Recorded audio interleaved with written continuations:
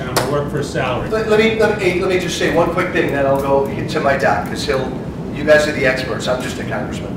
I probably had one of the scariest cups of coffee in my life 2 weeks ago in Lake Zurich. Had a cup of coffee with a 53-year-old doctor. He told me a lot of scary things. The scariest thing he told me was every colleague and friend he knows in that profession, he's 53 years old, his age or older, is trying like the dickens to get out of the profession. They all are doing whatever they can to get out. That is frightening. Frightening. Go ahead. The reason why they sold out is because they changed the reimbursements. The cardiologists made money by doing stress tests in the office. The government said, we're paying you a whole lot less than the hospital. 66 of all cardiologists are now employed. You know what scares the hell out of me, honestly? Is Obama. And I'll tell you why. Careful. I saw what he did recently with the church and the pipeline. And I'm thinking to myself, what's he doing? Is he trying not to get elected? And I'm thinking to myself, what the heck is he going to do when he doesn't have to worry about being re-elected? I mean, as the MC, I'm going to interject. We're not going to get too political. Security! Let's focus on the issue. Yes, ma'am, you've sat in the front row and you've been so good. Can one of you talk about the team of doctors that's supposed to be making our medical decisions? I thought they weren't doctors. Well, which we, by the way, voted in the House to repeal. Why don't you start on this? I don't mind, Joe. Oh, go ahead. I thought they weren't doctors. A lot of them are already being put in place. They are not accountable to government. So we're referring, of course, to IPAB, which is the Independent Payment Advisory Board. Independent Payment Advisory Board, and just to give you context. And the IPAB is comprised of 15 unelected bureaucrats, is what I like to refer them to, who will be making decisions on how reimbursements for Medicare will be made. And they will be making drastic cuts to Medicare, which this legislation, as I said, will put in place massive cuts to Medicare. It's already been drastically changed. Well, these 15 people will make decisions. Here's the most frightening part. The decisions they make cannot be overturned by an act of Congress. Let's be clear. Let's be clear, because the congressman will weigh in. This is the president's answer to cutting Medicare costs. A board of 15 unelected bureaucrats that no other elected official can overrule. Correct. So you know, the House last week, we voted to repeal IPAB. And again, like everything else in Obamacare, there were even enough Democrats that joined us because they know it's a mess. Thoughts, issues, questions? All the way in the back.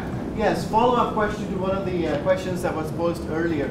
I went to my physician this morning. Good news. You look great, by the way. Yeah, he gave me a clean bill of health. Bad news, he said he just left his intimate, small family practice with his brother and went to join a bigger practice, and he said this is happening all over the state.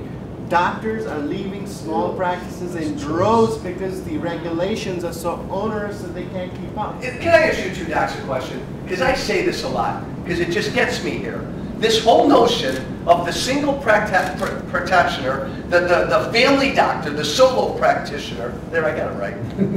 That's going the way of the dinosaurs. Am I right? Correct. Weigh in. Well, you're talking about me now.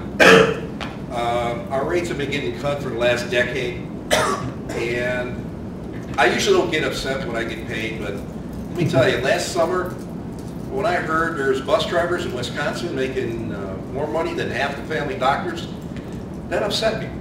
I called up my accountant and said, hey, I want to become a Teamster. Give me the buck. Union, yes. Again, I'm fighting to work for you, but I don't know how long I can keep the fight up. You were talking about Medicaid. When a person with Medicaid comes in, out by me, there's not that much. I just treat it for free because I don't even submit the bill. It costs too much. It's cheaper for me to treat it for free than to submit the bill. But I can't do that for much longer. I'm going to be one of those guys.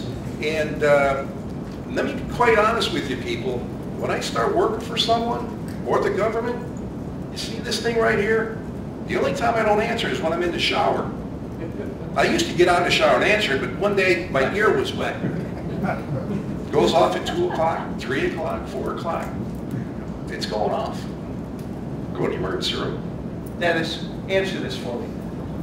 What 15, if nothing changes and Obamacare stays 15 years from now, 10, 15 years, what's the average doc going to look like? I mean, it's not going to be you or you. It's not going to...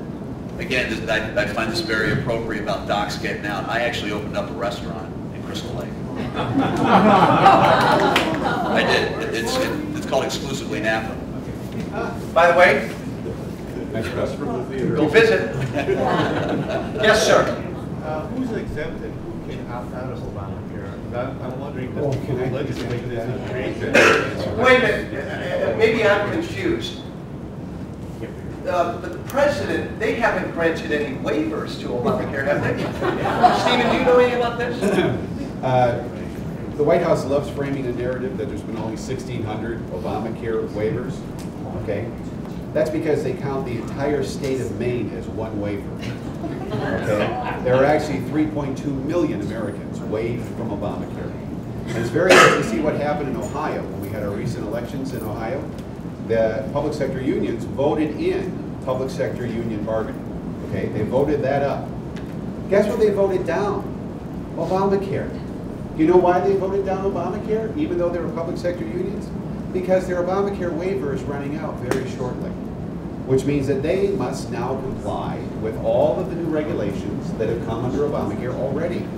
Anybody who tells you that Obamacare doesn't start until 2014 is completely and utterly misinformed. This is what slays me. Again, we go back to the president.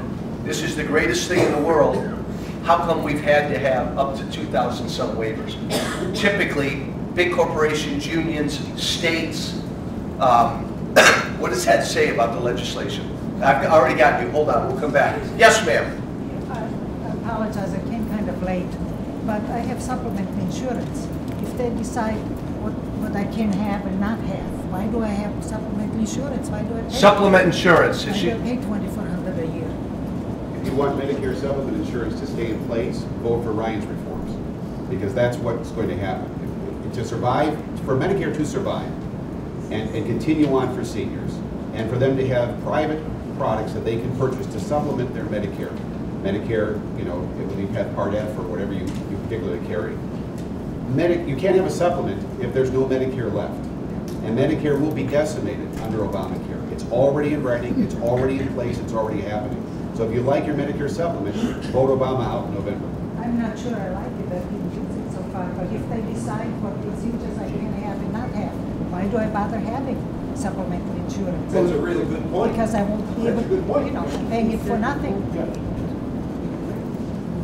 Yes, sir. So there's a variety of questions that I have, but the big one that I've heard brought up is the killing quota, the setting this up as if we're killing small practices. But on the other hand, I also hear this great love for capitalism and the efficiency of the market. So part of this is having a whole front office staff, you know, for one practitioner when they could more effectively handle 20 doctors and have a single EMR system that's been using a lot of the rules. I mean, EMR is, I wrote one back in '85, so I don't understand where some of these issues of HIPAA solved this, or Obamacare created these problems. HIPAA's been asking for my Social Security number since it came out. I mean, it's been around for years. So I'm kind of getting a mixed signal of small business is great, but big business efficiency is great. I'm hearing it playing both sides. Stephen, who wants to weigh in? Well, first off, when you guys sign for those of you who have regular health insurance, when you sign a lot of those papers, you sign a lot of these things away, right? Correct. So these things are around for a long time. Now, again, the efficiency of a big office, small office, I'm a solar guy. They say about 4 docs together is the most efficient. More than that, you lose some efficiency. So that's basically what they're talking about here. But again, I personally want to work for the patient. A lot of these big groups are owned by the hospitals or a healthcare organization, and then you got to go. Go ahead, Nancy. I'm not sure I understood the entire question, but as far as the small office versus big office, I'm a solo guy. I have 2 other associates that are also pulmonologists in 5 offices and about 45 employees. implementing the EMR was quite pricey. I think in this day and age you have to do it. I think it's a necessary expense. But the sharing of information has become compulsory, meaning that the government will effectively at some point look at that data in the EMR. And they're going to look at if you've been compliant with your beta blocker, with your high blood pressure, if you're overweight, if you smoke. But the reality, I mean, you're saying it's 90% and it's not that high, of people that are using traditional insurance. If you use insurance, you have to sign away your privacy rights in order to use that insurance. It's a big difference. Steve, It's a big difference. Great question, Steve. What's the difference? Right now, prior to Obamacare passing, your Social Security number, when you receive medical care, is received through the insurance company by signing a HIPAA authorization form. It's shared with your doctor like Rich. Rich may even have a special authorization form he wants you to sign. So you can release your medical records so the insurance company can review it. That's what happened pre-Obamacare. Post-Obamacare, that information is now shared with a panel and a decision maker in a far-off land called Washington, D.C. so that those treatments and treatments forward for other people are considered accountable. So that's the big difference. My records were never shared with Washington, D.C. before Obamacare. My records post-Obamacare will be shared with Washington, D.C. That's the biggest difference between the two. Thoughts, issues? Yes, sir. Prior to the passage of Obamacare, there were enumerated problems with the U.S. healthcare system. Yes. That needed to be addressed. Now, Obamacare supposedly was to deal with these things. It doesn't, and I would support the abolishment of the act. We talked about framing the political argument a little earlier. Now, I think it would be more persuasive for politicians particularly, and advocates for abolition, to say, dump Obamacare and do something else. I think it's a hollow argument that will gain little support if you speak to only dumping Obamacare unless you have an alternative program that will correct in a sensible way these enumerated problems that we all can empathize with. Yeah. Wonderful, wonderful, wonderful question.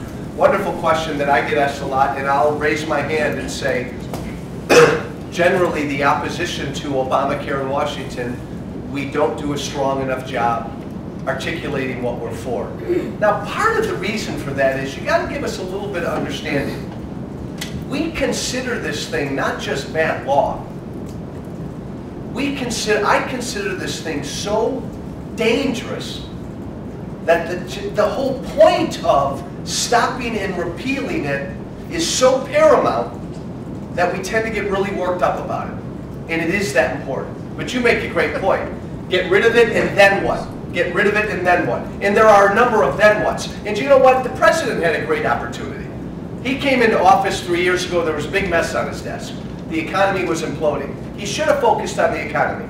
But he wanted to get this big healthcare thing in. There were some small healthcare reforms Republicans and Democrats would have agreed upon.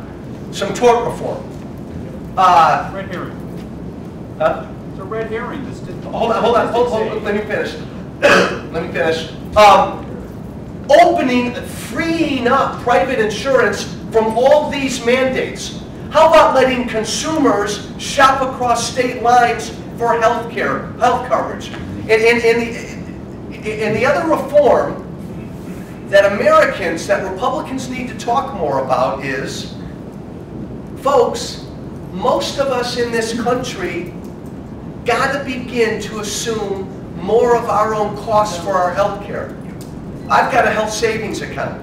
Wonderful reform. By the way, Obamacare will rip reforms like this. But putting consumers more in charge of their own health care costs, enabling us to shop more for health care, choice, competition, but that will come if we free up the private health insurance. There's a lot we can and should be talking about. Yes, sir. And then I'll go there. Yes, is there any means by which you see visibly that we can unwrap these unconstitutional tentacles of this program that are already taking place? Give your thoughts.